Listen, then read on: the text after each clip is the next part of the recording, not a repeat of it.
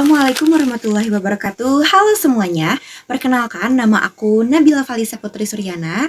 Kalian bisa panggil aku dengan Nabila, Bila, Bibil, Abil, atau apapun itu.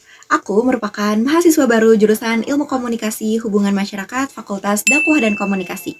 Dengan nomor induk mahasiswa 1254060215.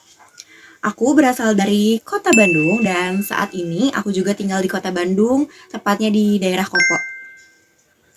Aku berasal dari sekolah MA Swasta Persis Kota Bandung.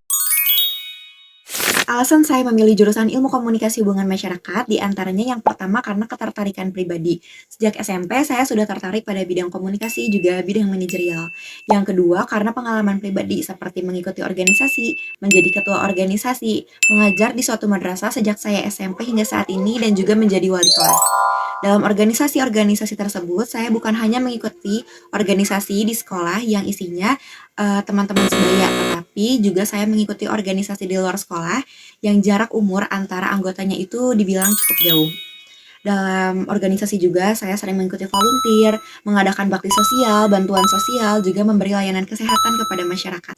Dari pengalaman-pengalaman tersebut, saya jadi ingin lebih tahu banyak hal tentang ilmu komunikasi dan menggali ilmunya lebih dalam. Seperti saya menjadi tahu bahwa komunikasi itu bukan hanya sekadar seni berbicara, tetapi juga seni tentang memahami manusia.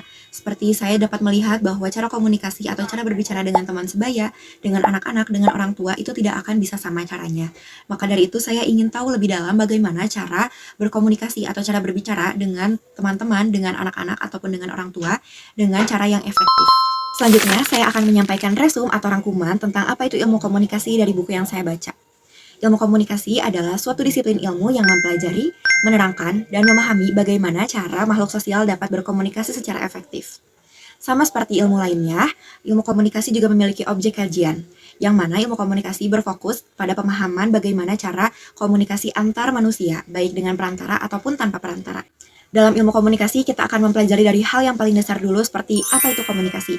Banyak sekali definisi tentang komunikasi, tergantung siapa yang akan mendefinisikannya.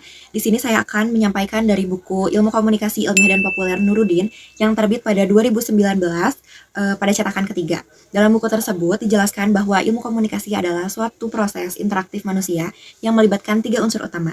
Yang pertama yaitu informasi, yang kedua adalah komunikator atau penyampai pesan, dan yang ketiga adalah komunikan atau penerima pesan. Dari proses inilah pertukaran informasi terjadi dan menimbulkan resepsi dan terjadi feedback atau dampak.